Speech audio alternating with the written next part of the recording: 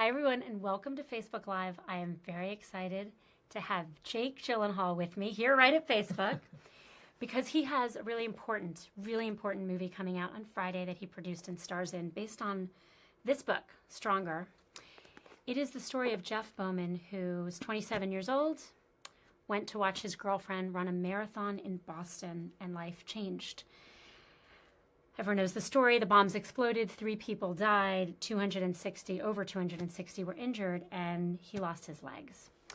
There's a very famous photo that I think everyone saw of him being rushed to an ambulance.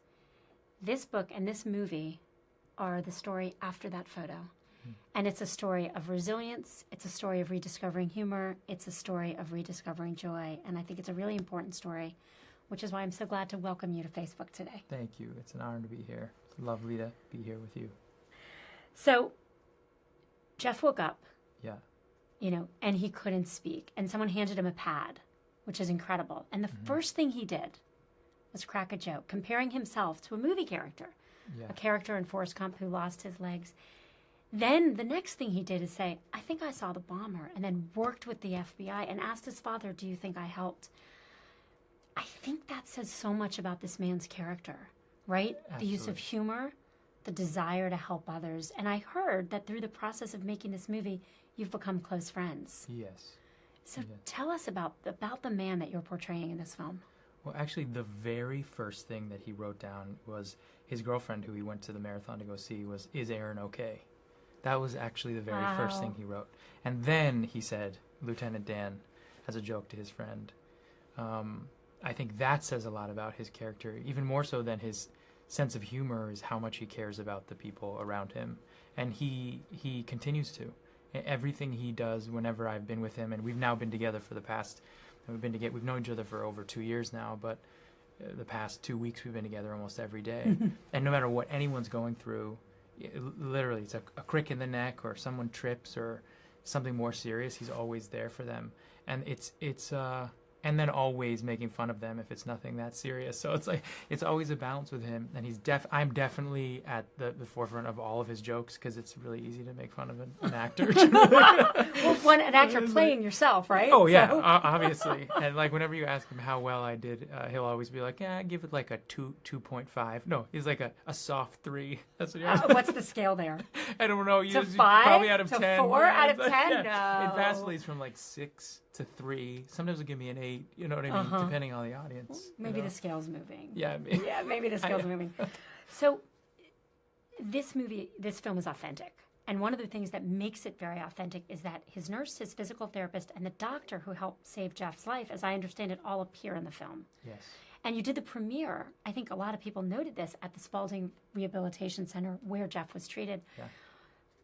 You're used to working with very talented people in Hollywood. I think probably usually in front of the camera, fellow actors. Yeah. But you're working with the real life first responders and survivors here.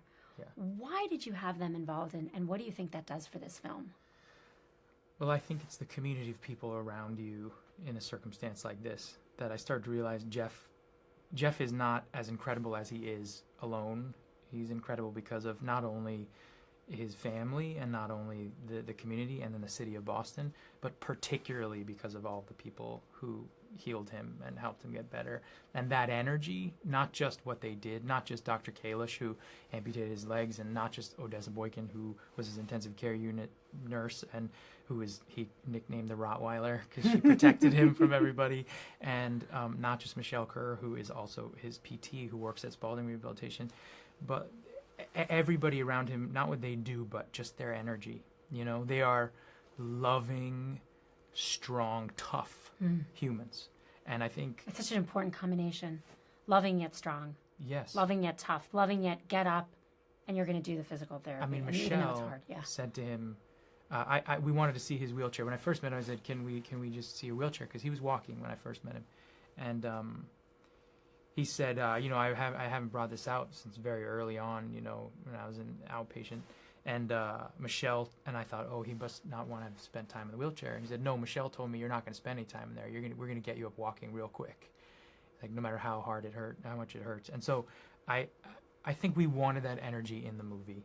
You know, we wanted to feel those people in the movie, and I think you can't pretend in that way. And Dr. Kalish is in there in an incredible scene. He's pretty amazing. David Gordon Green, our director, asked him to audition and say the lines that were written, and he really was very bad. So then David asked him to just speak as he would. And just be himself. Yeah. As I've thought about resilience, and you've thought about it a lot, I've thought about it a lot, it's never just an individual. This is a story of individual resilience, but it is also the story of a community. The phrase Boston Strong came out of this. There are stories of like a man named Carlos who rushed into the smoke to help several strangers. He found Jeff and helped make the tourniquets that saved his life, and they remain close friends today. So how does the community around Jeff, not just the people who helped take care of him in the rehabilitation center, but really the community who were there before and after, you know, the explosion, how does community resilience play into this? What I noticed from sitting on the outside, watching for over a year and a half, spending time with him, his family, the people around him, was that they are complex. You know, they are complicated people with very messy relationships. And yet what's underneath all of them is this undeniable love. And there are fights, there is anger, there is, I mean, I could go on the spectrum of emotions and deep complication, but underneath all of it is the love that sort of lifts him up. And I would say overall, more than... That's beautiful. Yeah, more than them, even his daughter Nora, who is 3 years old, who, when Jeff and I were talking the other day, and he was going through a little bit of a hard time, and I said something to him to kind of lift his spirits, and then he was like, I said, what are you doing right now? And he sent me a picture of Nora, and he's like, I'm doing this right now. He's like, nothing more important. So I think it's her too, and she's part of that community. The connections. So you've got choices. You're a highly sought after actor, and you've really chosen to play characters that I think resilience is a core part of the story, right? Mount Everest mountaineers, Marines in Iraq, a cowboy who followed his heart when it wasn't socially acceptable and should have been to follow his heart. Why are you drawn to resilient characters? What about this subject seems to so deeply appeal to you? Because I feel like that's what life is about. I think we're all up against something at one time or another in our lives, whatever it might be, and I think that pain is relative, and I think that movies have an opportunity to tell a story about how we can get through those times. But I also think that on a selfish level, I get to experience and learn from real people in the world doing the real stuff.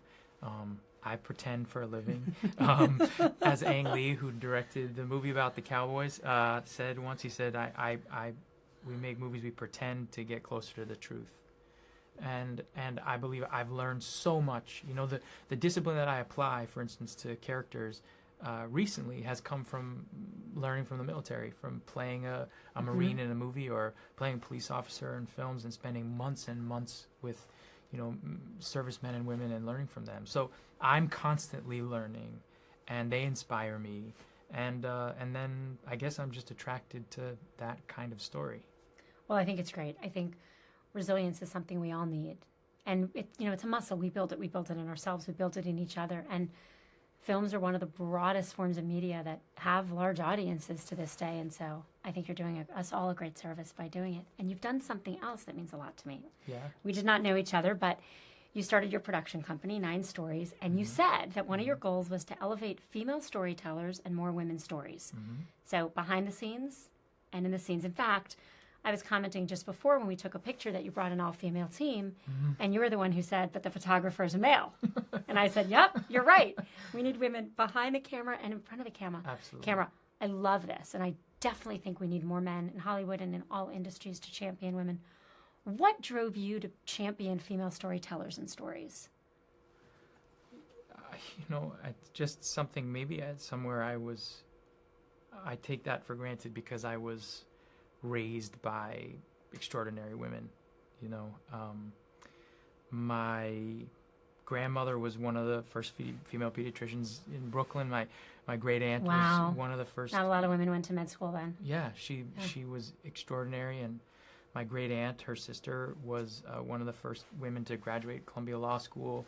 My mother is brilliant, you know, and my sister ain't so bad herself. So I was brought up, and, you know, and this is all to say, too, that I was brought up by incredible men, too, you know, who have amazing minds and have taught me so much. But also, I think it's just something that I believe deeply in, and I don't know, I don't really think about it much. I well, believe you are that, thinking about it, and you're articulating it, which is what we need. Well, I see that it's not out there as much as it should be, and I guess for me inside, I it just comes naturally. I just, you know, I see also with my sister telling stories with, I think, and strong women that are women that don't have to have, you know, male traits, whatever that is, within the common conventional context of what we consider to be, you know, a leading character. You know, I think that is very important, and they have instilled that in me.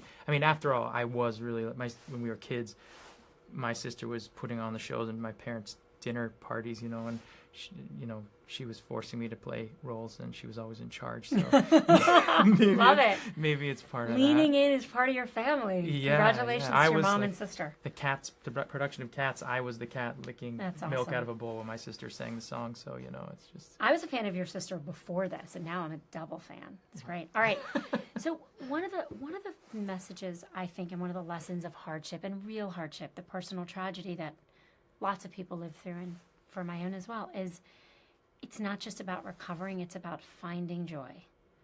And it is a hard time in the world right now. There is a lot going on, and in the face of losing legs, in the face of real concerns about our society, in the face of, for me, losing a husband, in the face of, I have a friend who just lost a child, one of the ways we find resilience is we find joy.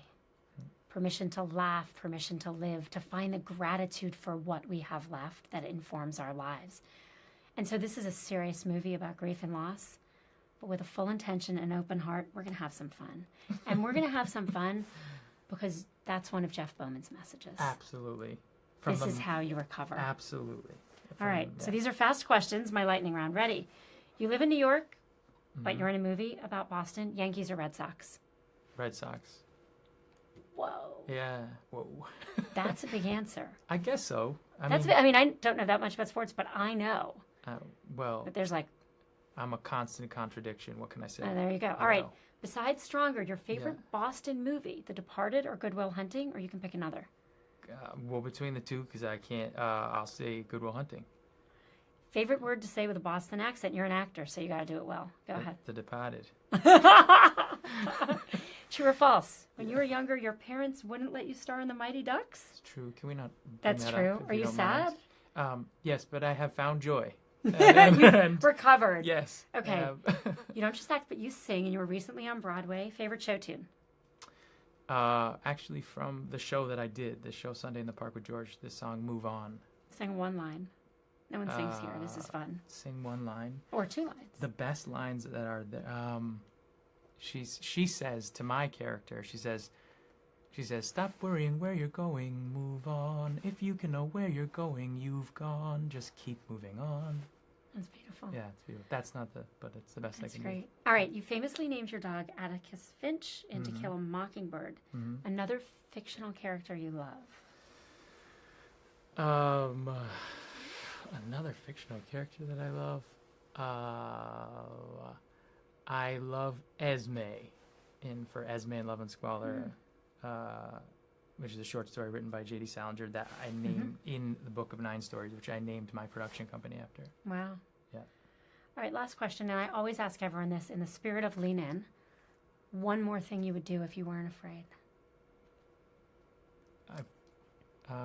Next thing. Fall in love. Such a nice answer.